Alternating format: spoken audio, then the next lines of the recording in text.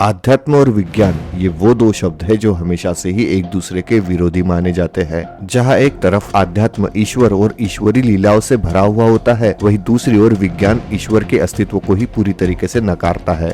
आध्यात्म इस ब्रह्मांड की उत्पत्ति के लिए किसी दैवीय शक्ति को जिम्मेदार मानता है, पर विज्ञान कहता है इस पूरे ब्रह्मांड का निर्माण किसी दैवीय शक्ति ने नहीं बल्कि एक महाविस्फोट यानी बिग बैंग से हुआ है।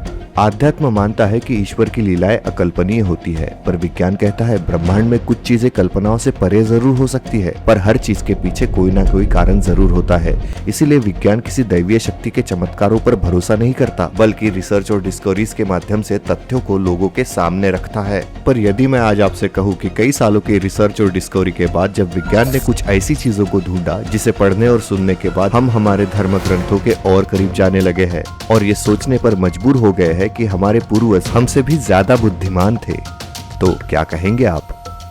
हेलो दोस्तों, मैं हूँ हर्षद और मैं आज आपको सुनाने वाला हूँ हिंदू पुराणों में लिखी दो ऐसी कहानियाँ जिसे सुनने के बाद सिर्फ आप और मैं नहीं बल्कि बड़े बड़े साइंटिस्ट भी हक्का बक्का रह गए थे। तो आज हमारी पहली कहानी है द्वापर युग में जन्मे भगवान श्री कृष्ण की।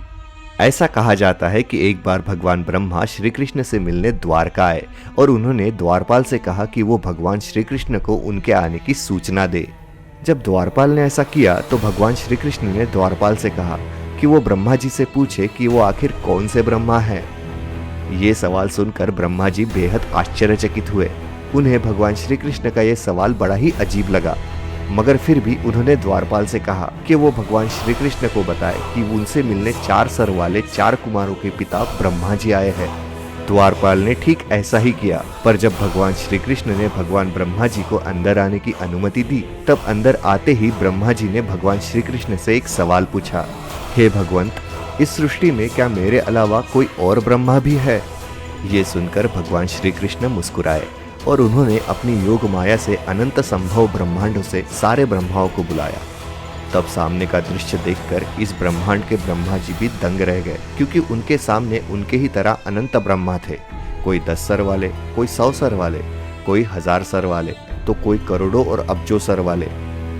उन सभी को देखकर ब्रह्मा जी को भगवान श्री कृष्ण के सवाल का सही मतलब समझ आ चुका था। वो अब जान चुके थे कि इस विश्व में अनंत ब्रह्मांड अस्तित्व में है और ये ब्रह्मांड उन सारे ब्रह्मांडों में सबसे छोटा ब्रह्मांड है। वो श्रद्धा भाव से श्री कृष्ण के पैरों पर नतमस्तक हो गए। ये कहानी सनातन धर्म में सदियों से सुनाई जा रही है। अब जरा सोचिए, क्या ये कहानी केवल ईश्वर के चमत्कारों का गुणगान गाने के लिए लिखी गई थी, या हमारे पुराणों में लिखी हुई इस कहानी के माध्यम से हमारे पूर्वज हमें मल्टीवर्स थियरी समझाना चाहते थे? अब आज की दूसरी कहानी। कहते हैं त्रेता युग में जब भगवान राम धरती पर अपना कार्य पूर्ण कर चुके थे, तब वो अपनी मृत्यु की प्रतीक्षा कर रहे थे, पर उन्हें पता था कि हनुमान जैसे भक्त के रहते उनका धरती छोड़कर जाना असंभव है, क्योंकि हनुमान जी काल को भी उनके करीब आने नहीं देंगे। इसीलिए भगवान श्री राम ने अपने उंगलियों से एक अंगूठी निकाली और उसे धरती के छेद में फेंक दिया। फिर उन्होंने हनुमान जी को यह आदेश दिया कि वो उस अंगूठी को ढूंढकर उनके पास ले आए। भगवान श्री राम की आज्ञा का पालन करते हुए हनुमान जी ने अपना रूप छोटा किया और वो राम जी की अंगूठी ढूंढने धरती के नीचे चले गए। अंगूठी ढूंढते ढूंढते वो नागलोक जा पहुंचे। वहां उन्होंने जो देखा उसे देखकर वो चौंक गए। वहां एक जैसी करोड़ों अब्जों अंगूठियों का पर्वत था। हनुमान जी समझ नहीं पा रहे थे कि उनमें से आखिरकार श्री राम जी की अंगूठी कौन सी है और वो बाकी अंगूठियां किसकी है। उन्होंने अपने मन में उपस्थित यह प्रश्न नागराज वासुकी से पूछा।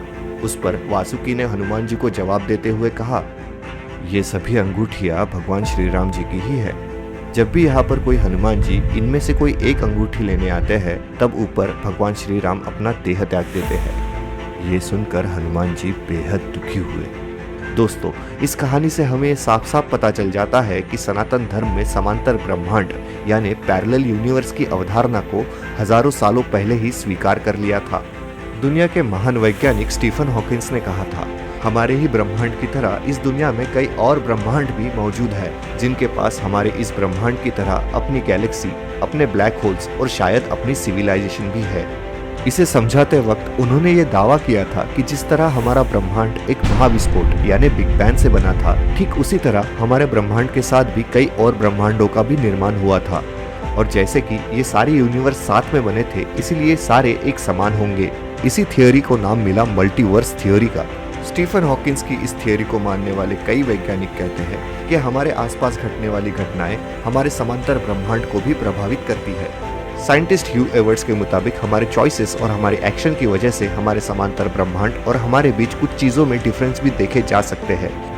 उदाहरण के तौर पर सोचिए कि हमारे हाई स्कूल एजुकेशन के बाद हमारे सामने करियर के 3 चॉइसेस होते हैं, साइंस, आर्ट और कॉमर्स। उनमें से यदि आप साइंस को चुनते हैं तो वही दूसरी ओर हमारे पैरेलल यूनिवर्स में आपका हमशक्ल आर्ट्स को चुन सकता है। इसी तरह कुछ घटनाओं की वजह से दोनों प्लैनेट्स में कई डिफरेंस आ सकते हैं, मतलब इन दोनों प्लैनेट पर इवोल्यूशन की भिन्नता हो सकती है। मल्टीवर्स या फिर पैरेलल यूनिवर्स एक ऐसी थियरी है जो हमारा इस दुनिया की ओर देखने का नजरिया ही बदल देती है और हमें कई पॉसिबिलिटीज के बारे में सोचने पर मजबूर कर देती है। पर इस थियरी का जन्म यदि आज से कुछ दशकों पहले ही हुआ था, तो फिर इसका सबूत कई हजारों सालों पहले लिखे गए सनातन संस्कृति से जुड़े पुराणों और धर्म ग्रंथों में कैसे मिलता है? क्या इसका मतलब ये नहीं होता कि प्राचीन काल का भारतीय विज्ञान आज के आधुनिक विज्ञान से कई गुना आगे था और आज हम जो जानने की कोशिश कर रहे हैं वो हमारे पूर्वज पहले ही जान चुके थे? तो दोस्तों, आपकी इस बारे में राय हमें कमेंट बॉक्स में जरूर बताएं और ऐसे ही नॉलेजेबल वीडियो देखने के लिए सब्सक्राइब करिए स्ट्रीमिंग स्टोरीज।